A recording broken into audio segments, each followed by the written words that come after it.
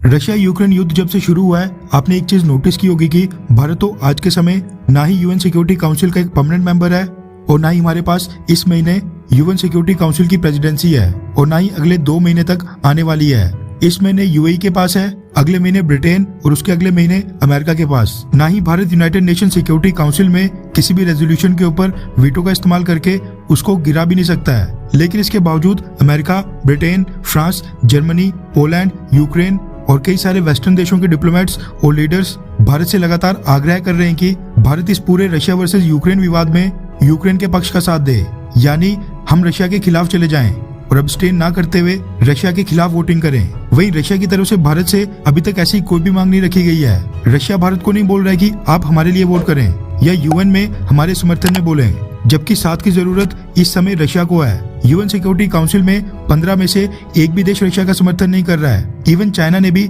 Voting के दौरान भारत की तरह एब्सटेन करना शुरू कर दिया है। लेकिन वेस्टर्न देश भारत के ऊपर लगातार दबाव बना रहे हैं, जबकि भारत तो इस झमेले में पड़ने के मूड में ही नहीं है। भारत बस यूक्रेन से अपने स्टूडेंट्स को सेफली निकालना चाहता है, मगर अमेरिका, जर्मनी, ब्रिटेन ये सब इस लड़ाई को डेमोक्रेटिक वर्सेस नॉन डेमोक्रेटिक और डेमोक्रेटिक वर्सेस डिक्टेटरशिप करार देने में लगे हैं। भारत क्योंकि दुनिया का सबसे बड़ा डेमोक्रेटिक देश है, इसलिए भारत डेमोक्रेटिक देशों यानी यूक्रेन और वेस्टर्न देशों के साथ खड़े हो।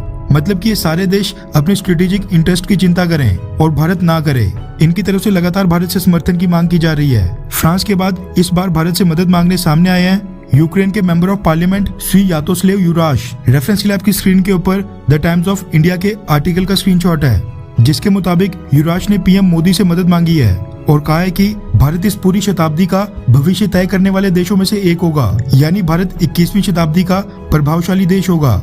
मैं भारत के प्रधानमंत्री नरेंद्र मोदी जी का धन्यवाद करता हूँ कि उन्होंने हमारे प्रेसिडेंट वोलोदिमीर ज़ेलेंस्की को फोन कॉल करके उनसे बातचीत की, जबकि भारत के तो रशिया के साथ करीबी संबंध है। इसके साथ ही भारत यूक्रेन को जो ह्यूमैनिटेरियन एड भेज रहा है, उसके लिए भी मैं प्राइम मिनिस्टर नरेंद्र मोदी और गवर्नमेंट ऑफ इंडिया का धन्यवाद करना चाहता हूं। लेकिन अब भारत को रशिया के साथ अपने संबंधों को रिकंसीडर करना चाहिए। यूक्रेनियन एमपी ने आगे कहा कि इंडिया और रशिया के बीच स्ट्रेटेजिक पार्टनरशिप और फ्रेंडशिप की जो ट्रीटी है, यानी भारत और रशिया के बीच जो दोस्ती का समझौता है, भारत को उसके ऊपर पुनर्विचार करना होगा। न सिर्फ यूक्रेन में जो आज की डेट में हो रहा है उसके लिए, बल्कि व्लादिमीर पुतिन रेजिम जो पिछले 20 सालों से कर रहा है उसके लिए।